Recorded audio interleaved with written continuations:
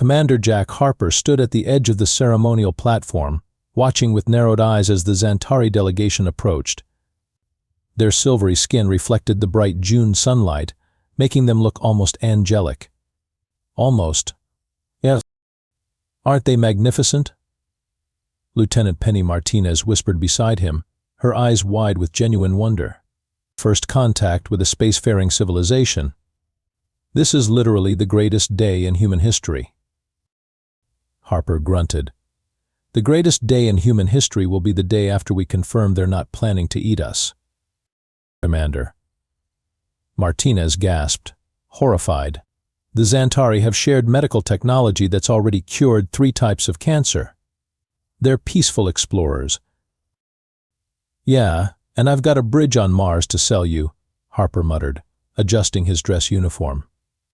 Nobody travels 17 light years to hand out gifts without expecting something in return. The crowd erupted in applause as Ambassador Krell Tox of the Zantari stepped forward, 6-fingered hands raised in what Earth's media had dubbed the universal gesture of friendship. Harper noted how the ambassador's secondary eyes, the ones on the sides of his elongated head, kept scanning the military personnel stationed around the perimeter. President Garcia beamed as she shook the ambassador's hand. This treaty marks the beginning of a new era for humanity, she announced. Together with our Zantari friends, we look toward a future of peace, cooperation, and shared prosperity.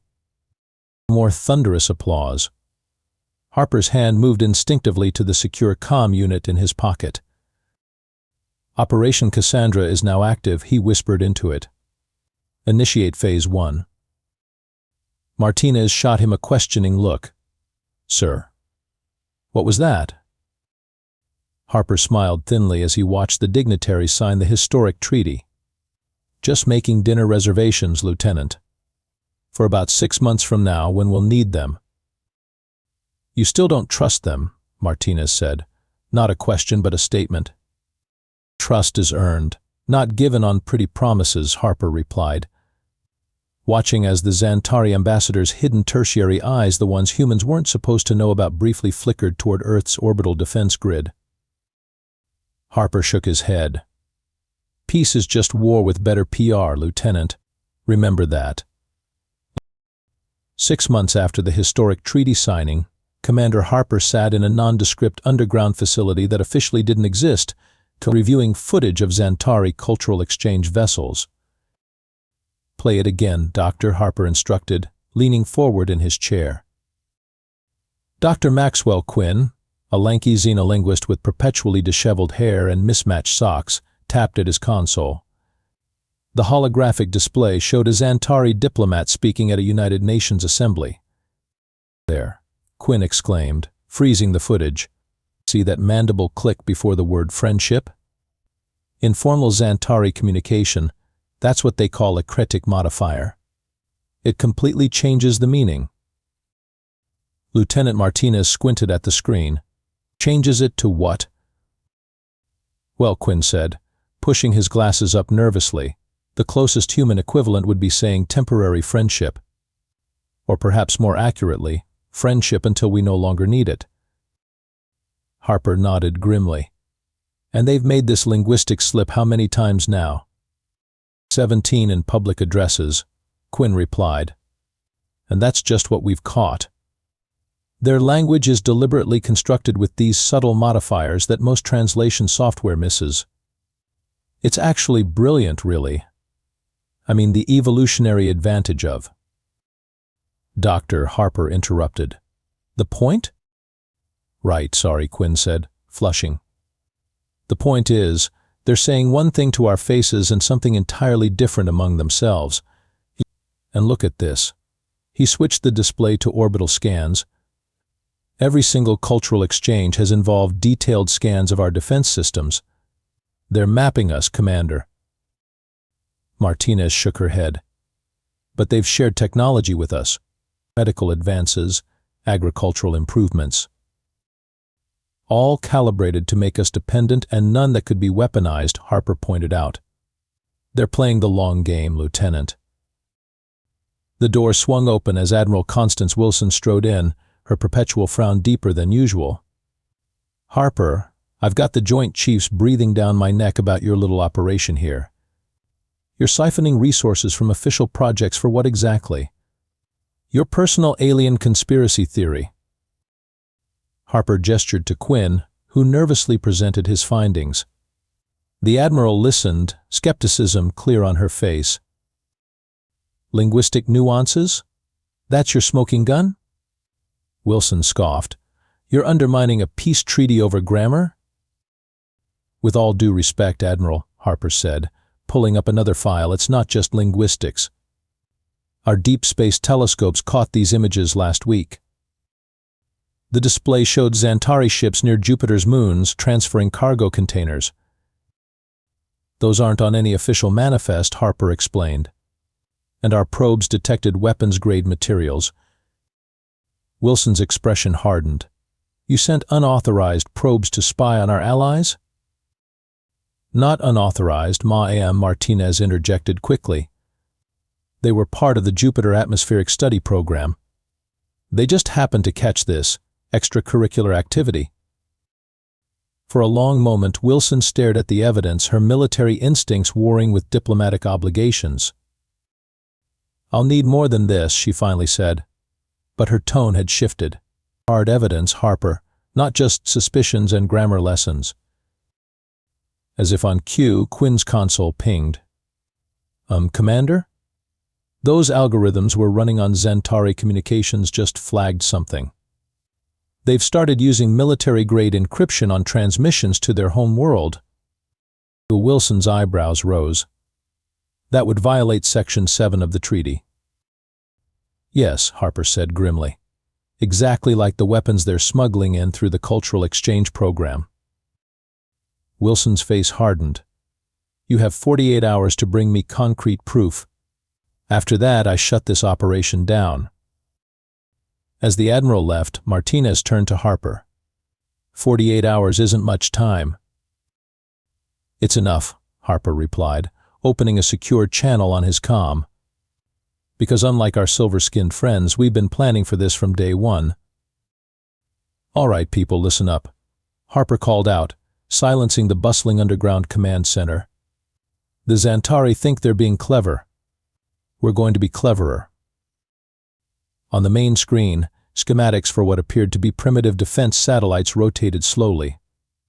Beside Harper stood a short, stocky man with oil-stained hands and a wild gleam in his eyes. This is Engineer Dexter Monroe, Harper introduced. Though everyone calls him Gadget. He's going to help us fool our silver friends into thinking we're technological toddlers. Gadget grinned maniacally. What you're looking at appears to be outdated defense technology from 2030. In reality, each unit contains quantum-linked tactical systems that can deploy in under 3 seconds. He tapped his tablet, and the schematics transformed, revealing hidden weapons systems and advanced shielding. The outer shell is fake, Gadget continued. Pure theater. But inside?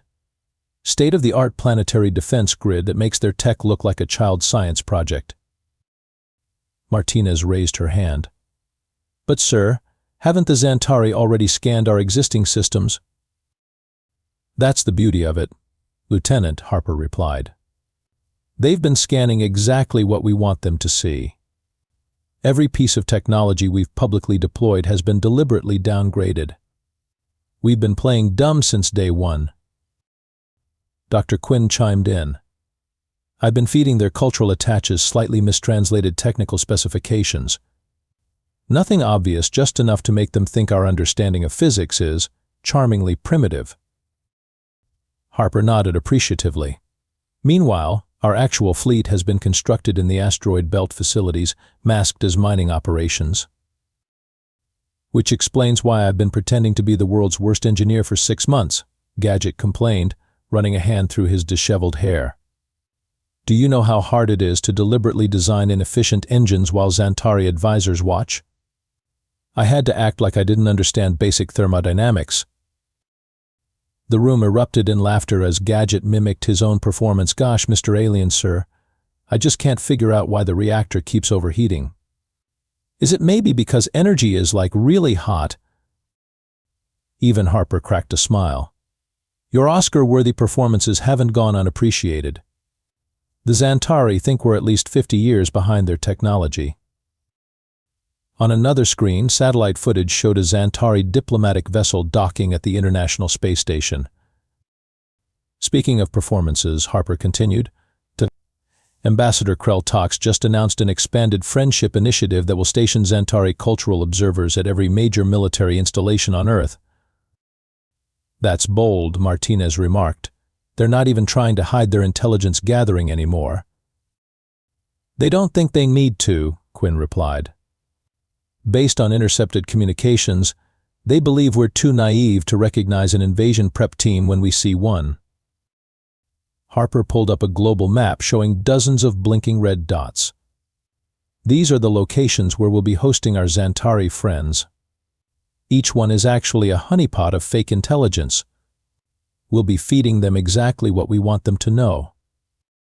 Gadget rubbed his hands together gleefully. And wait until they see the experimental prototype of our first faster-than-light drive. I designed it to look like we're trying to use antimatter completely wrong. It actually vents energy in a way that looks impressive but would never break light speed. Meanwhile, Harper added, the real FTL fleet completed testing last month. Martinez looked concerned. Sir, what if they detect our real capabilities? Harper's expression turned serious. That's why everything is compartmentalized. The real defense grid is disguised as civilian satellite networks. The fleet is hidden in the asteroid belt, and ground-based weapons are concealed in infrastructure projects. Operation Trojan Horse is about showing the Zantari exactly what they expect to see a young species, naively trusting, technologically inferior, and completely unprepared for betrayal, Harper concluded. When in reality, we've been ready from minute one. As the briefing ended, a junior communications officer rushed in. Commander, urgent message from Deep Space Monitoring. The Zantari mothership just exited their FTL corridor near Saturn. Ambassador Krell Tox is requesting an emergency session to announce what he's calling the Great Conjunction Celebration. Harper exchanged knowing glances with his team. And so it begins. 72 hours, Dr. Quinn announced, his voice tight as he decoded the latest batch of intercepted Zantari communications. That's when they're planning to strike. The command center had shifted into high alert. Sleep-deprived officers moved with urgent purpose while displays tracked Zantari ship movements throughout the solar system. Are you absolutely certain? Admiral Wilson demanded. After Harper had shown her conclusive evidence of Zantari weapon stockpiles on Mars' moon Phobos, she'd become Operation Cassandra's most vocal supporter. The linguistic markers are unmistakable, Quinn confirmed. Their Great Conjunction Celebration is actually a coded initiative for coordinated military action. They're using a numerical substitution cipher in their transmissions that— English, Doctor, Wilson interrupted. They're going to attack in 3 days, Quinn simplified. Starting with our major defense installations, followed by population centers to force a quick surrender. Harper studied the tactical display. They've positioned ships near every strategic location in our solar system, just as we predicted. How many ships are we talking about? Wilson asked. Martinez pulled up the latest intelligence. We've confirmed 147 combat vessels and 1 mothership. The mothership alone is approximately 6 kilometers long. Wilson paled slightly. And our hidden fleet? 203 combat-ready vessels, Harper replied, plus the automated defense platforms.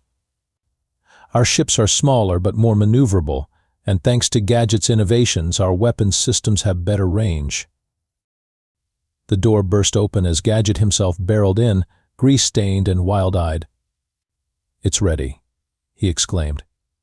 The last pieces are in position. He took over the main display, showing what appeared to be ordinary space debris scattered throughout Earth orbit.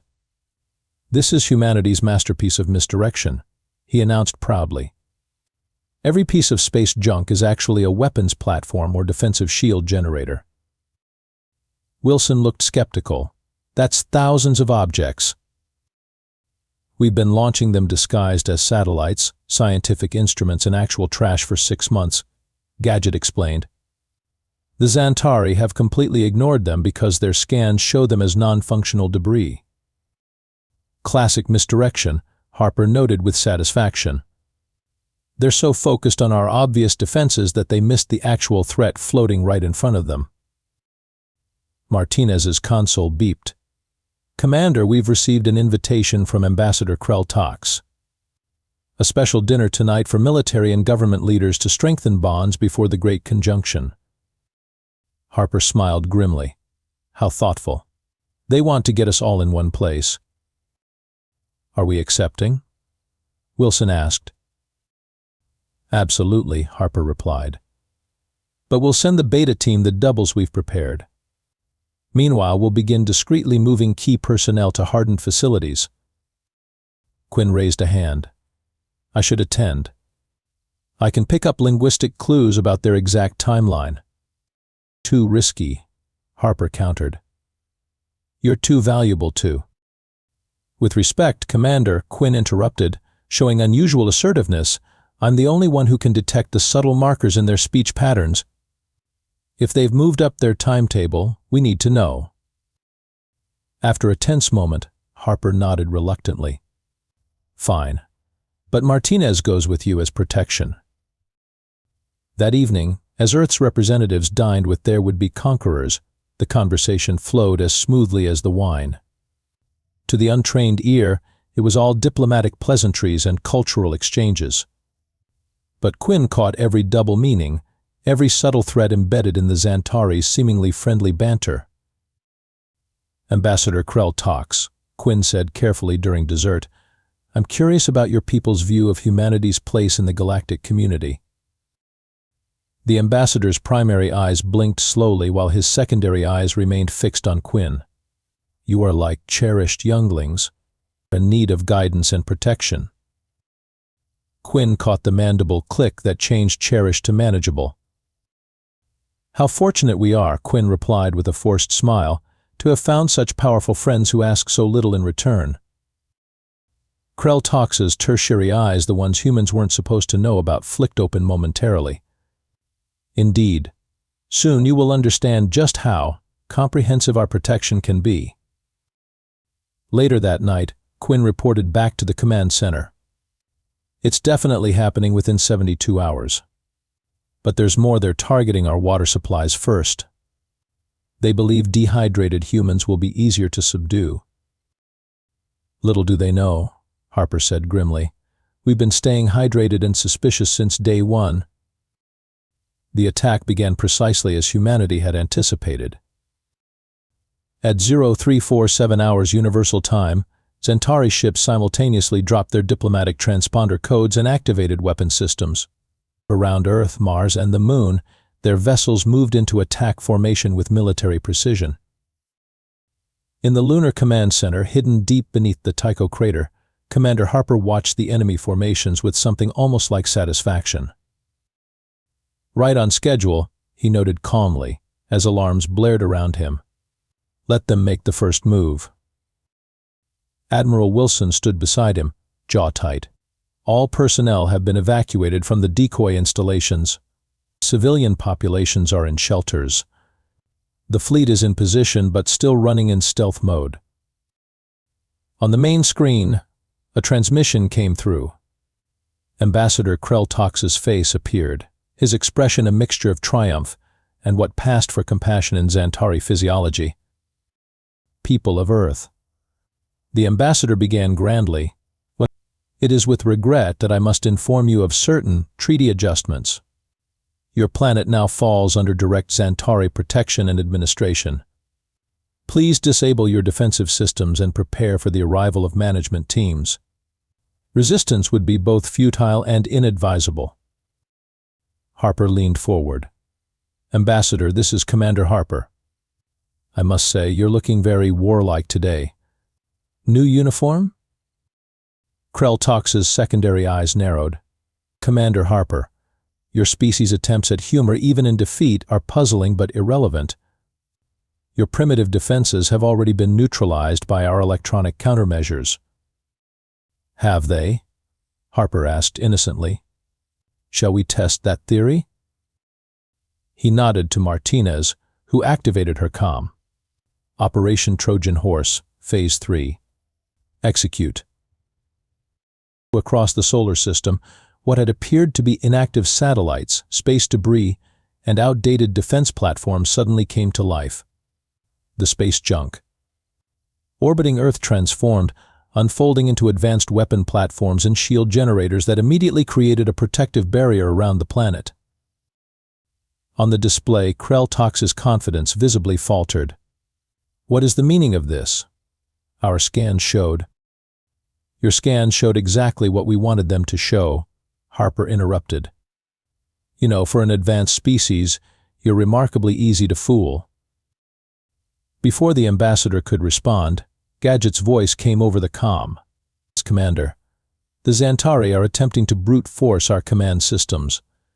Should I activate the countermeasures? By all means, Gadget. Show them what human security really looks like. Throughout the Zantari fleet, ship systems suddenly went haywire.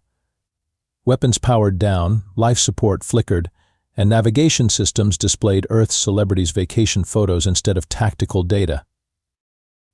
Did you really think, Harper continued conversationally, that we'd let you scan our actual technology? Every piece of equipment you've analyzed has been a carefully crafted fake. A technological Potemkin village built just for you. The shock on Krell-Tox's face was almost worth the 6 months of preparation. Now, Harper said, his voice hardening, let me introduce you to humanity's actual defense capabilities. At his signal, the hidden human fleet emerged from the asteroid belt and the dark side of the moon, their advanced engines flaring to life. Earth's orbital platforms simultaneously powered up weapons systems that the Zantari sensors hadn't even been able to detect. Lieutenant Martinez, Harper said calmly, you may proceed with the counteroffensive. Martinez, now commanding the flagship of Earth's fleet from orbit, responded with professional cool. With pleasure, sir. All ships weapons free. Target propulsion and weapons systems only. Let's show our visitors some human hospitality. The battle was as swift as it was decisive. The Zantari ships, designed to fight a technologically inferior enemy, found themselves outmaneuvered and outgunned. Earth's vessels moved in perfect coordination, their targeting systems easily bypassing the surprised aliens' defensive measures. In the command center, Quinn monitored the Zantari communications. They're panicking, he reported. Their battle language indicates total confusion. The phrase they keep using translates roughly to impossible primitive advancement. On the main screen, Martinez skillfully maneuvered her ship in a complex attack pattern that crippled the Zantari flagship's engines. Target neutralized, Commander, she reported, not bothering to hide her satisfaction. Their weapons are offline and their shields are failing. Ambassador Krell-Tox, his silver skin now ashen, stared in disbelief. This is impossible. Your species couldn't possibly have developed this level of technology. No, Harper agreed. Not according to your intelligence. But then your intelligence was exactly what we fed you. All Zantari vessels are powered down or retreating, Sir, Martinez reported. Do we pursue? Harper considered for a moment, then shook his head. Negative, Lieutenant. Let some escape. They should bring the news home. He turned back to the screen where Krell-Tox waited, defeated. Ambassador, I believe it's time to discuss those treaty adjustments you mentioned. In a secure conference room aboard the Lunar Command Center, Commander Harper faced Ambassador Krell-Tox across a simple metal table. The ambassador's wrists were bound with restraints that neutralized the natural electrical discharge Zantari could produce when threatened. I demand to know, Krell-Tox said, his voice lacking its former confidence. How did you know? We were careful. Our planning was flawless. Harper leaned back in his chair. You want to know our big secret? Why humanity was ready for you. He smiled thinly. We've never trusted anyone, not even ourselves. That makes no sense, the ambassador protested. Throughout our history, Harper explained, humans have been betrayed so many times that paranoia is practically our species' hobby. When you showed up offering friendship and technology, our first collective thought wasn't how wonderful. It was, what's the catch? The door opened as Martinez entered with Dr. Quinn and Gadget. Our specialists analyzed every word you said, every gift you gave, every scan you took, Harper continued. We assumed betrayal from day one because that's what we would have expected from other humans. Gadget chuckled. You guys thought you were being so sneaky with your scans. We built entire fake facilities just for you to discover. Quinn adjusted his glasses. Your language was particularly revealing. You embedded threat markers assuming no primitive species could detect them. But our AIs have been analyzing your communications since first contact. Krell Tox's tertiary eyes opened fully now, no longer hiding. The Zantari Dominion has subjugated 17 species. None have ever detected our preparations. None of them were human, Martinez pointed out. None of them spent their entire evolutionary history worrying about what was hiding in the dark. On the wall screen, a transmission appeared from the Galactic Council, the interstellar governing body the Zantari had claimed didn't exist. A blue-skinned being with multiple eye stalks looked out at them. This is High Counselor Vren of the Galactic Unity. We've received your transmission and evidence of Zantari aggression. This confirms reports from other systems. The Council is convening an emergency session. Harper nodded respectfully. Thank you, Counselor. Earth will send representatives. After the transmission ended, Krell Tox slumped in defeat. You contacted the Council. How did you even know they existed? We didn't for certain, Harper admitted. But we intercepted enough of your communications to suspect there was a larger galactic community you were hiding from us. So we sent out quantum encrypted messages on all frequencies, figuring someone would be listening. Admiral Wilson entered, reviewing data on her tablet. Reports from across the system confirm all Zantari forces have surrendered or withdrawn. Minimal casualties on both sides. Excellent, Harper said. Prepare the ambassador for transport to the Council custody. As security personnel led Krell Tox away, the ambassador paused. You realize this changes nothing. Other species will come, some more powerful than the Zantari. Harper smiled. We're counting on it. Later in Harper's office, the core team gathered for a quiet celebration. Gadget raised a glass of whiskey. To paranoia, humanity's most underrated survival trait. Quinn clinked his glass awkwardly. The Council representatives seemed quite impressed by our defensive capabilities. Apparently, we're the first species to successfully repel a Zantari invasion. They were even more impressed by our deception strategy, Martinez added. The delegate from Proxima T kept asking how we maintained the charade for so long. Wilson sipped her drink thoughtfully. I've been authorized to tell you that Earth has been offered a permanent seat on the Defense Council. Apparently, being the species too paranoid to conquer has diplomatic advantages. Harper gazed out the viewport at Earth hanging in the blackness. We should probably thank the Zantari. Their betrayal has given humanity something we've never had before. What's that, sir? Martinez asked. Galactic credibility, Harper replied. No one will underestimate humans again. A junior officer rushed in, slightly out of breath. Commander, sorry to interrupt. We're picking up unusual signals from the direction of Andromeda. Just a known configuration, but definitely artificial. Harper shared a look with his team, then smiled as he drained his glass. Well then, back to work. After all, healthy suspicion is a full-time job.